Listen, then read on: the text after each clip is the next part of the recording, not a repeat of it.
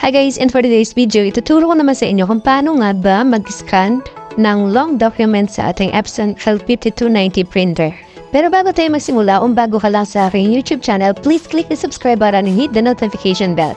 And please, like and share na rin this video. Thank you! Okay, without further ado, let's get started. First of all, dapat nakakonect na yung laptop mo sa iyong Epson L5290.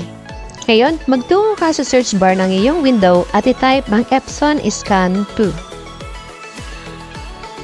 Pagkatapos, i-double tap ito or i-click ang open. At ganito ang lalabas sa iyong screen.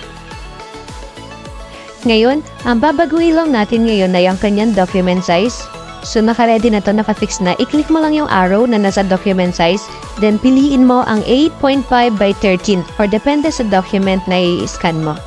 Ganun na rin sa pagbabago ng image type, depende yan kung color, black and white or grayscale ang pipiliin mo. At ang resolution nito ay kailangan naka 300 dpi. Pagkatapos i-click mo ang image format, depende yan kung anong files ang gagawin mo, kung naka PNG, PDF, or JPEG. Sa ngayon, PDF ang pipiliin ko. Bago mo i-click ang scan, kailangan naka-ready na ang long document sa iyong printer na kung saan kakainin ang feeder nito. So ito ang halimbawa ko ng long document size na kailangan kong i-scan sa legal or sa 8.5 by 13.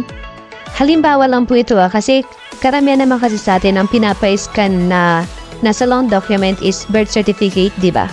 Or any documents na mahalaga.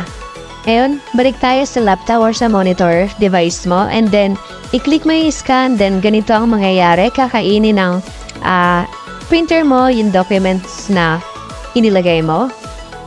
Tandaan mo na wala ka nang gagalawin o pipindutin dito sa iyong printer.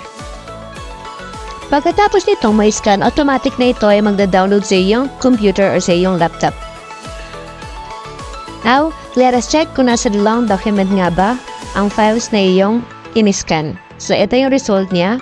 So, tamang-tama and tugman-tugma doon sa ating in-scan. And that's all kaibigan. Thank you for watching at sana may natutunan kayo sa araw na ito, sa video ito at sana nakuha nyo kung paano nga ba mag-scan ng legal size sa Epson L5290. Bye-bye!